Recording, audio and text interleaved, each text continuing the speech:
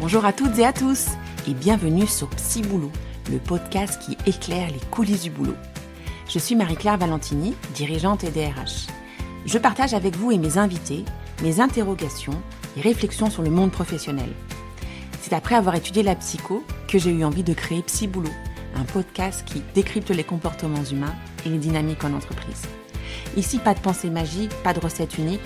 Je vous donne rendez-vous à chaque épisode pour un nouveau défi du monde du travail.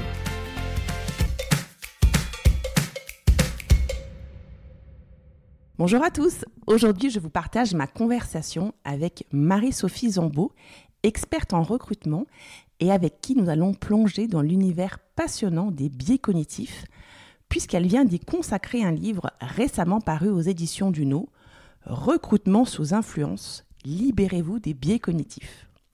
Et si les biais cognitifs ne vous disent toujours rien, c'est qu'il est grand temps d'écouter la suite. Bonjour Marie-Sophie. Bonjour Marie-Claire, très heureuse. Merci pour l'invitation, très heureuse. Eh bien, avec grand plaisir. Du coup, je te laisse te présenter comme habituellement avant qu'on démarre notre échange. Alors, je vais faire court parce que je peux être bavarde pour parler plutôt des biais. Moi, Marie-Sophie Zambeau, 20 ans d'expérience en recrutement, plutôt cabinet conseil, ESL, mais aussi la fonction publique territoriale. Donc, passionnée de recrutement et puis l'heureuse fondatrice de Rethink RH, donc mon cabinet de conseil en recrutement et marque employeur depuis juillet 2023. Oh, mais c'est tout récent. C'est encore assez récent, voilà. Très bien. Pour démarrer, selon toi, quelle place doit occuper le feeling dans un processus de recrutement? Et puis, évidemment, finalement, est-ce qu'on peut vraiment s'y fier? Alors, on aime penser On aime penser que l'intuition, c'est un atout dans le recrutement et que ce On fameux l'entend feeling, souvent.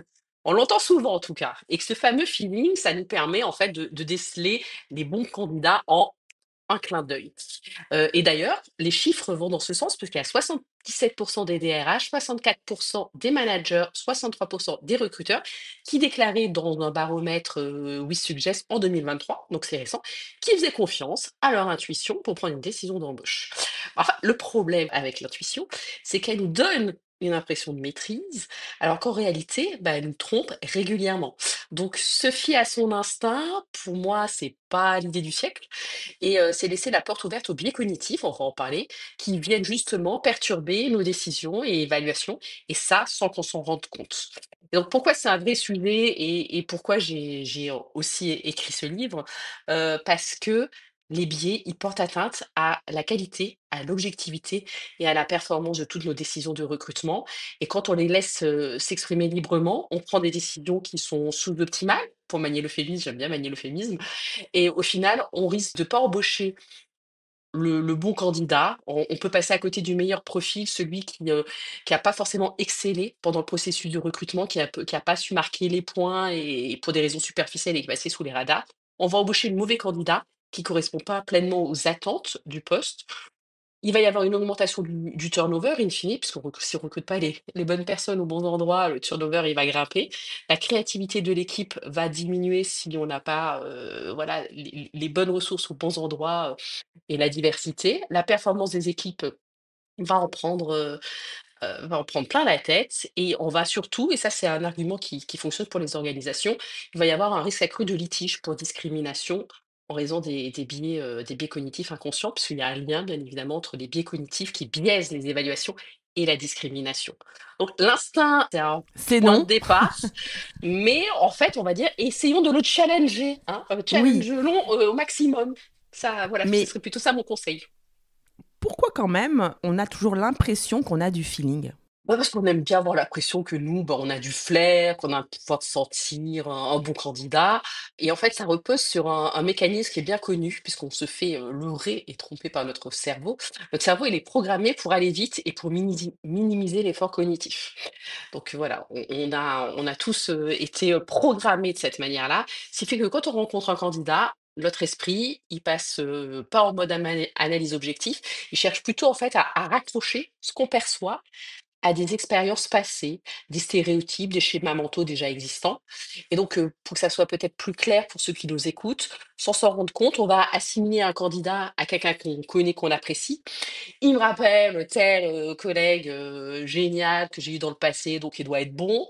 où on va attribuer des qualités sur la base d'un seul élément positif. Il a fait une grande école, le fameux il doit être brillant, où on va interpréter des signaux sociaux superficiels. Il est très à l'aise en entretien, donc il sera performant. Et donc ces raccourcis cognitifs, ils nous donnent l'illusion d'une intuition fiable, alors qu'en réalité, bah, ils biaisent complètement notre jugement, nos évaluations. Alors justement, à quel gros, et pardon pour le vocabulaire, mais à quel gros foirage as-tu déjà assisté en recrutement, notamment à cause de cette histoire de feeling ou même à cause d'autres éléments? J'en ai tellement que ça a été difficile de Alors le plus d'en rigolo. choisir une. Voilà, choisir, c'est renoncer. Donc j'en ai une parce que c'est un biais que je souhaite mettre un petit peu en lumière. Donc l'anecdote, elle concerne l'erreur fondamentale d'attribution. Bon, j'expliquerai à la fin parce que là, c'est l'exemple qui va illustrer normalement ce biais cognitif. Donc en fait, je me rappelle d'un candidat dans lequel je croyais vraiment, véritablement. J'avais déjà eu une visio avec lui. Ça s'était super bien passé. Voilà, l'échange avait été fluide, impactant. Pour moi, il cochait toutes les cases, ce candidat. Et globalement, c'était le match parfait. Et le next step, l'entretien avec le manager, c'était plutôt une formalité. Le jour J, l'entretien, il est en présentiel. Moi, je n'y participe pas. C'est entre ce candidat et le futur manager. En tout cas, je pensais son futur manager. Et là, c'est la cata, c'est la cata, c'est la catastrophe. 20 minutes plus tard, je vois le hiring manager qui sort de la salle, l'air plutôt bougon et de manière assez catégorique, il me dit: «On va s'arrêter là, on va passer au suivant, il est pas fait pour le poste». Donc moi je lui dis: «Bah, je ah bon, pourquoi?» Il manque d'assurance, il est stressé, il hésite, sa présentation, elle est bof, il va pas savoir gérer la pression et voilà, game over, fin de l'histoire pour lui. Bon, moi, vu que je lui avais entre guillemets «consacré du temps», j'avais déjà fait une visio avec lui, je suis étonnée, je trouve ça plutôt bizarre. C'était pas mon impression. Donc je creuse. En plus, c'est dans ma nature. Bah, Sophie va creuser. Donc je creuse et je découvre l'envers du décor. Son RER, il est tombé en panne, il a eu du retard, il a dû courir sous une pluie battante, il est arrivé trempé jusqu'aux os. Vu qu'il pleuvait, son téléphone, il a pris l'eau, il était en rade, il n'a pas pu nous prévenir. Et donc, le candidat, il n'a pas vraiment manqué d'assurance. On peut juste dire qu'il a vécu quand même une matinée vraiment, vraiment pourrie. Donc, le manager, lui, il a retenu qu'il manquait d'assurance. Donc ça, c'est l'erreur fondamentale d'attribution en action. On prend une circonstance ponctuelle pour un trait de personnalité. Ce jour-là, le candidat, il a montré ça dans le cadre d'un entretien, mais ce n'est pas représentatif. C'est lié à un contexte précis, à une situation, et c'est pas représentatif de son comportement et de sa personnalité. Et on est passé à côté d'un bon recrutement parce que quelques mois plus tard, bah, j'ai appris que ce candidat, il avait été recruté ailleurs, qui cartonnait, que ça se passait super bien. Et donc ce jour-là, on n'a pas évalué sa capacité à faire le job, on a évalué sa capacité à survivre à une matinée chaotique, je dirais. Alors justement, comment tu pourrais expliquer finalement ce qu'est un biais cognitif? Alors, ce que j'ai tendance à dire qui fonctionne bien, c'est en formation aussi comme exemple, c'est 35 000, c'est le nombre de décisions qu'on prend chaque jour.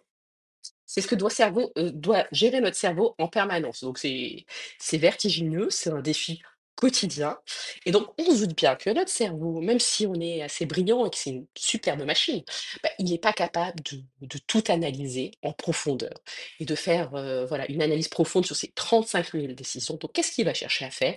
Il va chercher à optimiser et à mettre en place des stratagèmes et donc ces stratagèmes, ce sont justement les biais cognitifs.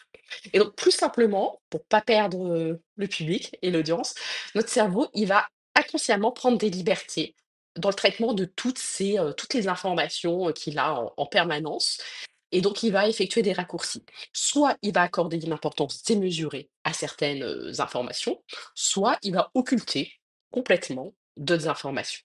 Et donc pour moi, la définition la plus simple à laquelle j'arrive et que j'ai tendance à donner, c'est un biais cognitif, retenez que c'est un raccourci mental ou raccourci de pensée qui est spontané, qui est inconscient et qui peut nous induire en erreur, et tout particulièrement dans le cas de décisions stratégiques.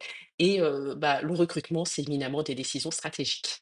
Et pour ceux qui préfèrent une image un petit peu, voilà, ceux pour qui une image, ça parle davantage, pensez à Denver, Denver le dinosaure. Un biais cognitif, c'est un filtre mental qui nous fait voir la réalité de manière déformée sans qu'on s'en rende compte. Donc, c'est comme porter des lunettes avec des verres colorés ou roses. On pense voir la vraie couleur des choses, mais en fait, tout est influencé par les filtres. Donc voilà, biais cognitif, pensez à Denver le dinosaure. Très bien. Quand j'ai Tu, lu tu, ton tu pensais ouvrage, pas, tu ne pensais pas que j'arriverais à parler de Denver le dinosaure dans cet non, non, enregistrement? non. J'espère que voilà, ça va mieux faire à tout le monde. Quand j'ai lu ton ouvrage, j'ai tout de suite pensé à ce que je dis souvent à mes équipes en recrutement, aux mises en garde que je leur donne, notamment quand on recrute des fonctions commerciales où souvent on va être hyper sensible à la question de l'apparence, de l'air assuré, de la poignée de main la plus ferme, la plus ferme. Est-ce que finalement ça peut être ça aussi le sujet? C'est que les apparences peuvent être trompeuses. Alors, totalement, t'es en plein dans le sujet. Et petit aparté, moi, à titre personnel, j'adore le recrutement, mais où j'avais le plus de difficultés. Et d'ailleurs, peut-être le taux d'échec le plus élevé, c'était sur la fonction commerciale. Bah, pour effectivement ces raisons. Donc tu es plein dans le sujet, l'apparence, l'assurance, la poignée de main ferme, tout ça, ce sont des marqueurs sociaux qui influencent fortement nos décisions. Et alors, pour l'exemple des fonctions commerciales, bon là, on est en plein dedans, parce qu'on imagine souvent que le bon commercial, il est extraverti, il est charismatique, il a une forte aisance naturelle, relationnelle. Pourtant, les meilleurs commerciaux ne sont pas toujours ceux qui sont plus assurés, ceux qui parlent le plus fort. Il y a même des études qui prouvent que les profils introvertis peuvent être plus performants en vente, tout dépend le contexte, parce qu'ils écoutent mieux, ils Bien sûr, s'adaptent c'est l'écoute, davantage bien à sûr, leurs bien clients sûr. et qu'ils arrivent à construire des relations sur le long terme. Donc le problème, c'est qu'effectivement, on va confondre la confiance dégagée avec la compétence et qu'être à l'aise en entretien, ça ne garantit en rien qu'on sera performant sur le terrain. Oui, tu as raison, c'est la question de la confiance dégagée. Oui, ça c'est bien vu. Alors, parmi pardon, les 20 biais cognitifs que tu explores dans ton livre, lequel penses-tu être le plus dangereux? C'est-à-dire celui qui peut impacter gravement la qualité du recrutement et celui qui fait le plus de dégâts. L'effet de halo, sans hésitation. L'effet de halo, ça me semble évident, c'est le biais qui nous amène à extrapoler les qualités d'une personne à partir d'un seul élément positif. Un diplôme prestigieux, on suppose que cette personne est compétente partout. Une belle prestance, on revient à, voilà, c'est pour ça que je ne l'ai pas développé davantage, on revient à l'apparence, on l'imagine plus performante. Et il y a un exemple particulièrement frappant, c'est justement, je voulais le développer, c'est la prime à la beauté en recrutement. Il y a énormément d'études sur ce sujet. Et les études, elles se suivent et elles se ressemblent. Alors, les chiffres ils diffèrent un tout petit peu, voilà, mais elles montrent quasi systématiquement que l'apparence physique joue un rôle déterminant dans l'embauche et dans la rémunération aussi qu'on propose aux personnes. Donc, être beau, ou plutôt perçu comme tel, ça permet donc d'être embauché, d'obtenir un salaire plus élevé. Et les chiffres que j'avais en tête disaient que les hommes qui étaient jugés beaux, ils gagnaient en moyenne 17 à 25 de plus que ceux considérés comme moins attrayants. Et pour les femmes, l'écart, il était inférieur, il était de 12 à 15. C'était la nuance parce que petite, petite sortie un peu féministe, parce qu'elle reste quand même victime du stéréotype sur lequel on peut pas être belle et intelligente à la fois. Donc il y a quand même éventuellement un Ah loup, oui, c'est moche, ouais. voilà. C'est moche, mais globalement, c'est comme ça que ça s'explique. Les hommes, c'est 17-25 et les femmes, c'est 12 à 15. Et donc, le biais de l'effet de halo, ce biais-là, il est particulièrement sournois parce qu'il nous donne l'illusion d'être rationnel, alors qu'en réalité, on est totalement manipulé par un détail, une caractéristique unique, et notre cerveau, il va de manière totalement abusive la généraliser. C'est le biais, il y en a d'autres qui se rapprochent le plus du fameux biais de la première impression. Et donc celui-là, il est redoutable dans le recrutement, dans les autres secteurs aussi, mais dans le recrutement, c'est un peu le number one. C'est marrant, ça me fait penser à des fantômes invisibles, cette question des biais cognitifs. Parce que si je comprends bien, ils agissent toujours à notre insu. Et finalement, selon toi, comment est-ce qu'ils influencent inconsciemment nos décisions de recruteurs, alors même qu'on croit toujours être hyper rationnel?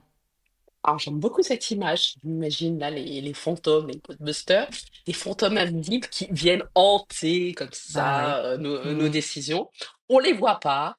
Ils sont là, ils sont en train de chuchoter à notre oreille. Ce candidat, il a fait la même école que toi. Il doit être bon. Celui-là, t'as vu comment il est habillé, ça fait pas sérieux.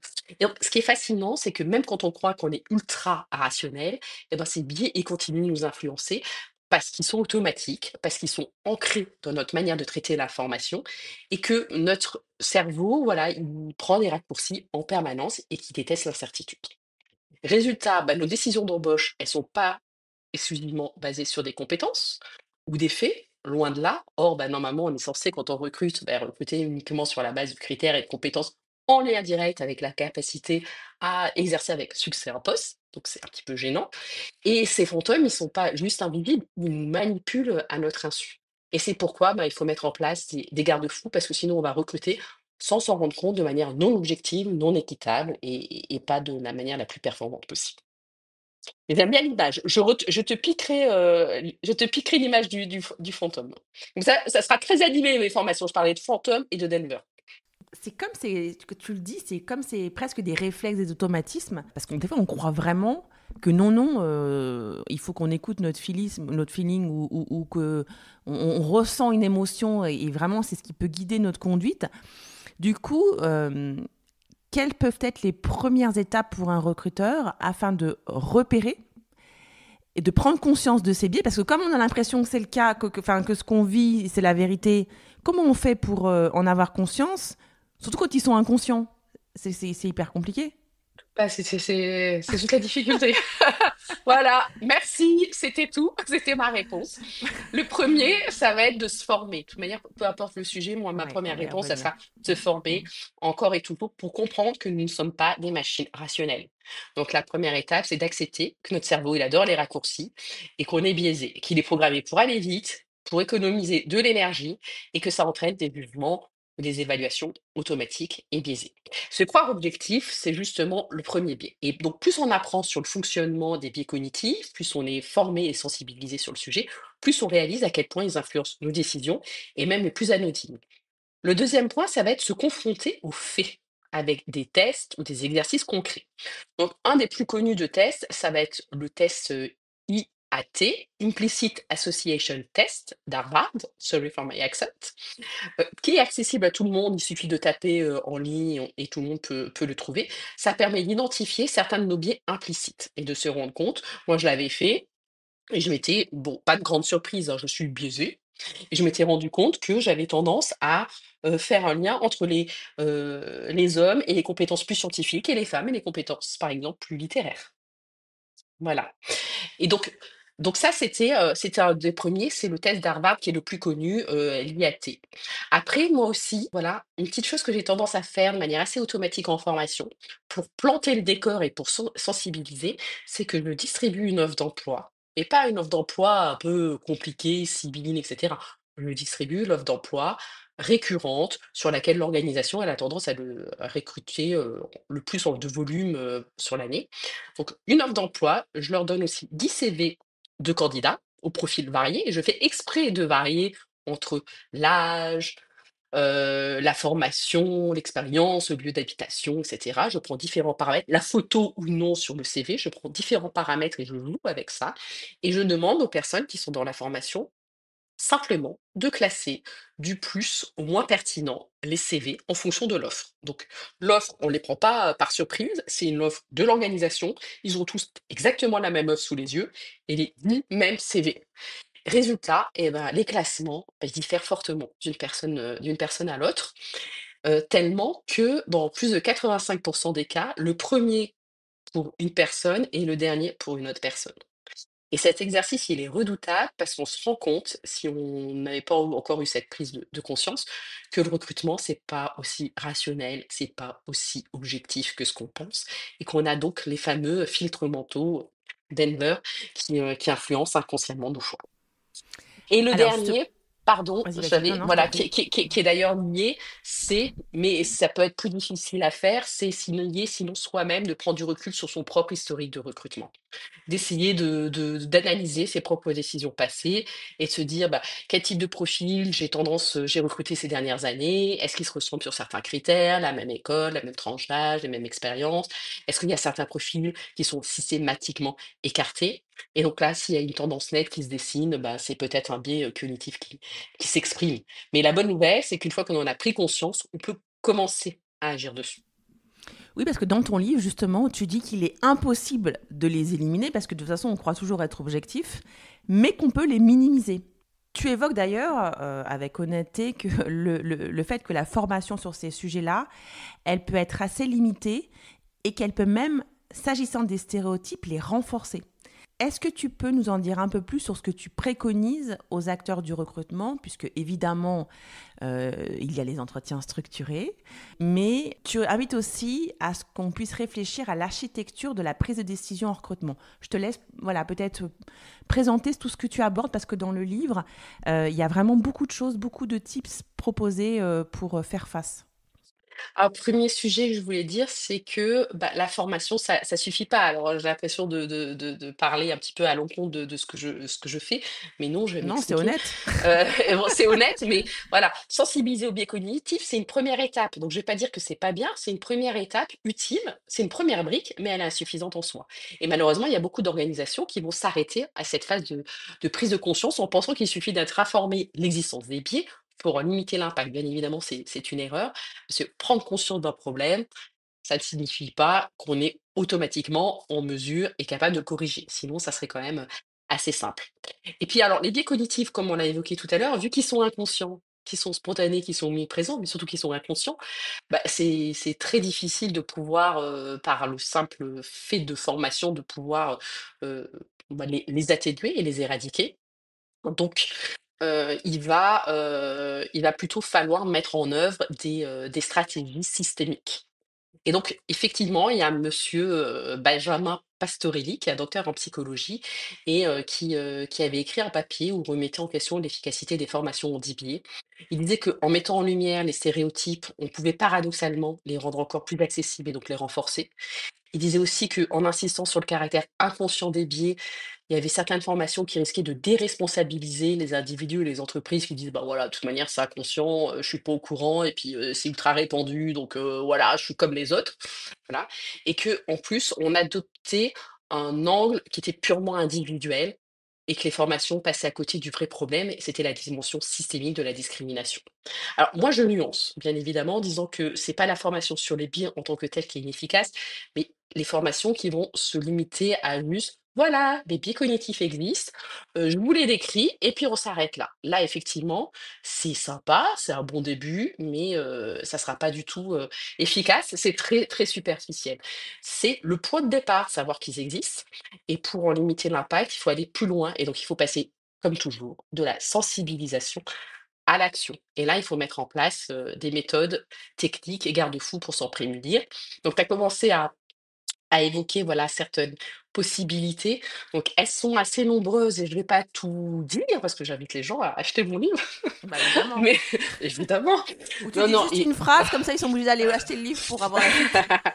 mais mais non, non, ça c'est trêve de plaisanterie, c'est que évidemment, il y a une partie qui est consacrée aux différentes solutions et en fonction aussi des biais.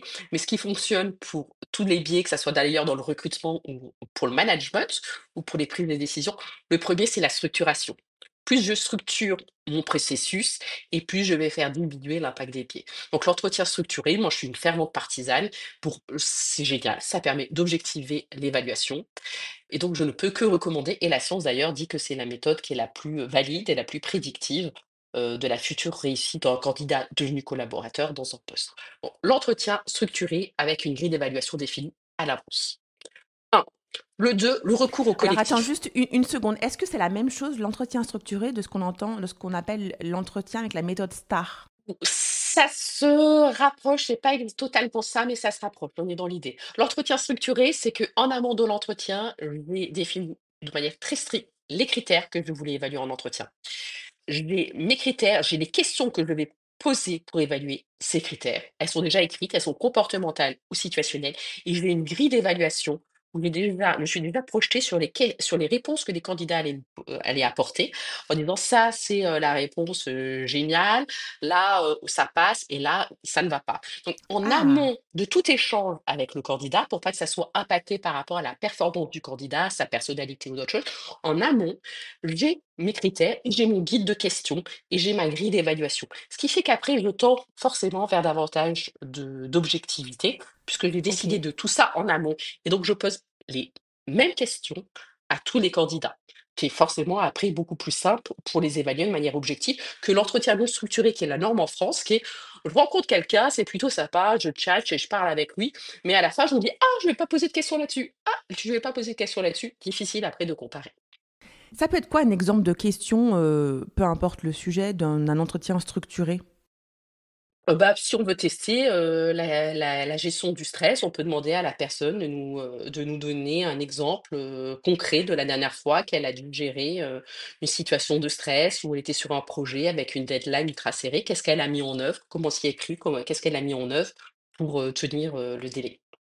Et donc, Ok, c'est plutôt des questions comportementales où je fais appel en fait à une expérience passée, réellement ok, vécue par le candidat. Ça, c'est le mieux.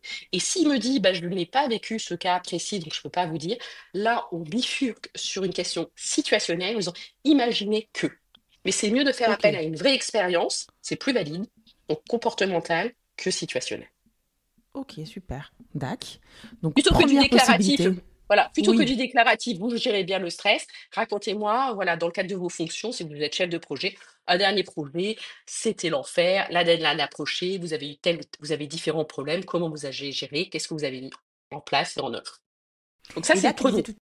tu disais Oui. tout à l'heure qu'il pouvait y avoir des réponses, en fait, qu'il fallait que le recruteur ait réfléchi finalement à ce qui est une bonne réponse à ce type de question? Tout à fait. L'entretien structuré, ça repose là-dessus. C'est que j'ai ma grille d'évaluation qui est déterminée à l'avance. Et donc, en fait, en fonction de la réponse qu'il va me donner, je vais dire ça, disons 0,3 ou 5 points. Ça, c'est pas bon du tout. Il est pas assez c'est pas assez mature, c'est pas ce que j'attendais comme réponse. Ça, OK, ça passe, mais il y a encore une petite marge de progression. Ça, c'est la réponse éventuellement parfaite. Donc je l'ai fait ce travail en amont et si tu veux, mais on peut pousser, puis moi j'adore, l'entretien structuré et j'y m'intéresse beaucoup. Tu peux après réfléchir à des questions de pondération des critères.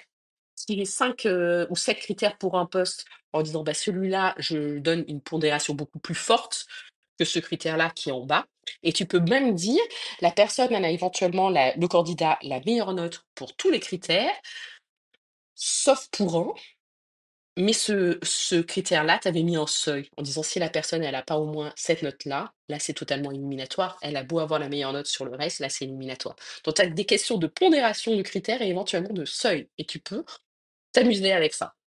Et est-ce que c'est la méthode des incidents critiques qui te permettent justement de construire la réponse par rapport à ces questions? La bonne réponse La méthode des incidents critiques te permet d'identifier au mieux les critères et peut effectivement, t'aiguiller dans la bonne réponse attendue. Ok. Tout à fait. Donc, on retient numéro un, l'entretien structuré comme vraiment ce qui est le plus prédictif. Moi, à un moment donné, j'avais entendu, mais je crois que c'est démenti, que les assessment centers étaient un truc aussi très prédictif. Est-ce que c'est vrai ou faux? Ça sort, dans toutes les enquêtes scientifiques, les études scientifiques, ça sort assez bien. Parce qu'en numéro 2 et donc ça se rejoint, après l'entretien structuré, on a quoi? On a les cas pratiques ou les mises en situation. Ah, Et les donc mises en situation. Ok. ça semble assez évident. Plus je me rapproche de la situation réelle d'un poste et ben, plus ça va être probant, plus la performance, du candidat va être probante dans sa future réussite. Donc en numéro 1, on a l'entretien structuré et en 2, on a tout ce qui est, lié, voilà, à des mises en Ah, donc c'est situation. vrai ça. C'est peut-être pas tout à fait la même chose que l'assessment qui peut-être implique d'autres de la concurrence avec d'autres. C'est peut-être une petite distinction entre la mise en situation et l'assessment avec d'autres candidats. Bah, l'Assessment Center, là, j'ai plus en tête, donc je veux pas dire de bêtises, mais il arrive assez bien placé. Mais il faut voir ce que revêt cette réalité, ce mot suivant les personnes. C'est ça. On met pas Ouais, bien exactement la sûr. même chose derrière. Mais dans Ok. l'absolu, le fait de se rapprocher sur des mises en situation concrètes, c'est quelque chose qui est bénéfique. Et en Ok. plus, le candidat en face, normalement, il apprécie parce qu'il comprend. Il comprend le système d'évaluation et les candidats, ils veulent toujours comprendre, le lien avec la Hmm. choucroute. Pourquoi on me demande ça? Pourquoi je fais ci? Pourquoi je fais l'autre? Là, au moins, c'est clair pour eux. Ok, super. Quel autre conseil, méthode tu préconises? De recourir au collectif. Ouais, De recourir au c'est-à-dire? collectif pour croiser les différents regards. Alors après, pas n'importe comment, mais en fait, chaque être humain, nous sommes tous biaisés. Et par moment, le fait de faire intervenir d'autres personnes fait que les biais des autres vont neutraliser plus ou moins mes biais. Mhm. Donc, Et on oui. va tirer parti de la sagesse des foules ou de l'intelligence du collectif avec les biais des uns qui neutralisent les biais des autres. Et s'il y a différentes personnes qui vont évaluer une même situation ou un même candidat, on va avoir une variété de points de vue. Et donc, normalement, on va s'approcher d'une évaluation qui est la plus objective possible. Après, il faut le faire de manière intelligente, parce que si c'est mal fait, ça peut avoir l'inverse, l'effet inverse, ça peut être contre-productif. Mais voilà, c'est souvent ce qui est recommandé de recourir, au collectif pour «équilibrer» entre guillemets, les biais. Ce que j'entends dans ce que tu dis finalement sur le recrutement, c'est qu'il faut vachement préparer. Un entretien, Parce que ça ce se que tu... prépare, ouais. Et oui, même un processus de Ah oui, recrutement, quelque chose qui demande de la réflexion, de la structuration et donc de la préparation. en fait, tout se joue véritablement en amont. Globalement, si on découvre un CV, le candidat, un peu les critères en face à face, d'un candidat, globa sauf, j'y crois pas tant que ça, le haut talent, ça va mal se passer et on va finir, on dit: «J'ai pas posé telle question, j'ai pas évalué ça, j'ai pas» voilà. Donc oui, un entretien de recrutement, ça se prépare. Un processus de recrutement, on a réfléchi en amont à l'architecture de sa prise de décision, à comment je vais décider et sur quoi je me base pour décider. Quels sont les critères? Qui intervient? Sous quel délai? Voilà, ça c'est super important et c'est la base, l'architecture de la prise de décision, l'hygiène de la décision. Pour le recrutement ou pour toute autre décision, mais voilà. Il y avait une étude d'Olivier Sibony qui disait, sur je sais pas combien de projets d'investissement, je crois 1046, qui disait qu'en fait le comment pèse 6 fois plus lourd que le pourquoi. Donc il est important en amont de toute prise de décision, de recrutement en est, de poser la question, de mettre tout à plat sur comment je vais décider. Oui, il a écrit un ouvrage sur attention, vous allez commettre une erreur ou non, il Oui, me vous allez semble. commettre une terrible erreur, Une tout à fait. terrible erreur, oui, Et il est effectivement. génial ce livre et je le Ouais, recommande. il est très intéressant. J'ai lu il y a plusieurs années, il y a quelques années déjà. Alors, en fait, si je comprends bien, finalement, tu dis il faut diversifier les méthodes d'évaluation. Alors ça, c'est pas forcément valable pour tous les biais, mais ça peut être que bien. Si on doit retenir une seule méthode, voilà, je pense que ça s'éclaire, entretien structuré. Plus il y a de structuration et plus je diminue l'impact des biais. Voilà. Mais pour certains biais, comme j'ai parlé, par exemple, l'erreur fondamentale d'attribution. L'exemple que j'ai donné tout à l'heure de la personne, juste là, c'était pas sa journée, elle était ultra stressée, et cetera. Là, c'est bien de se dire justement, il y a quelque chose qui s'est passé, je ne sais pas forcément si je peux en tirer une conclusion définitive, je ne sais pas quoi en faire. Et ben, je ne vais pas forcément m'arrêter là et je vais creuser et je vais diversifier les méthodes d'évaluation. Voilà. Avec là, sur ce cas-là, j'ai fait un entretien, me dire, ah, il y a quand même des doutes ou il y a quelque chose. Et donc, je vais faire une mise en situation pour pouvoir poursuivre le processus. Prochaine étape, je fais, une mise en situation, par exemple, ou une étude de cas. Donc ça permet vraiment de s'assurer qu'on évalue vraiment les compétences et pas juste la capacité à bien répondre aux questions. Ok. Est-ce que tu as des lectures, puisqu'on en a parlé il y a quelques instants, à nous conseiller sur ce sujet des biais ou autour de ce sujet-là? Bah, le livre que j'offre le plus et j'ai Le tien? un peu sou non, les gens l'achètent. Oui, tiens, pourquoi pas? Il est sorti il y a un mois, donc c'est pas encore celui que Oui, j'ai le plus offert. Le 5 Le février. 5 février. Celui où j'ai un peu peut-être saoulé mon entourage avec, mais c'est le Système 1, Système 2 de Daniel Kahneman. Oui, Donc c'est le livre que oui. j'ai le plus offert dans ma vie parce que moi je m'étais pris une claque en le lisant. Donc j'adore offrir des livres où moi j'ai eu un coup de cœur. Donc je l'offre beaucoup celui-là. Alors, on s'achemine vers la fin de cet épisode passionnant. Et puis, ben, pour le reste, il faut venir lire le livre de Marie-Sophie. Je ne sais pas si tu le sais, mais pour conclure, la promesse de ce podcast, c'est de repenser l'entreprise. Et donc, si tu devais donner une première action pour que chaque recruteur, enfin, qu'il puisse mettre en place pour avoir un recrutement plus objectif et plus réfléchi, on a dit beaucoup de choses, mais le premier petit pas facile, voilà, dans le quotidien, parce qu'il y a énormément de gens qui font du recrutement, et ce ne sont pas tous des professionnels de la fonction. Ouais. Alors j'en ai deux parce que moi je triche toujours, mais il y en a un simple, concret, adopter une grille d'évaluation et des critères précis et pondérés. on vient d'en parler, ça paraît tout bête, ça change tout. Parce que dès qu'on définit en amont ce qu'on cherche, comment on va l'évaluer, on réduit considérablement l'impact des biais. Et en bonus, on rend le processus plus équitable pour les candidats, donc c'est totalement gagnant-gagnant. Donc ça, c'est une première action très très concrète. Et puis alors, moins concret, et je vais citer Stendhal, je passe de Denver à Stendhal, ne crois aveuglément personne, même pas toi. Donc ça sera ne vous fiez pas à votre intuition, mais fiez-vous aux faits. Passer du «je pense que» à «j'ai des éléments concrets qui montrent que» et ça permet de tendre et de mettre en place un recrutement plus objectif et réfléchi. Merci infiniment, ce sera le mot de la fin.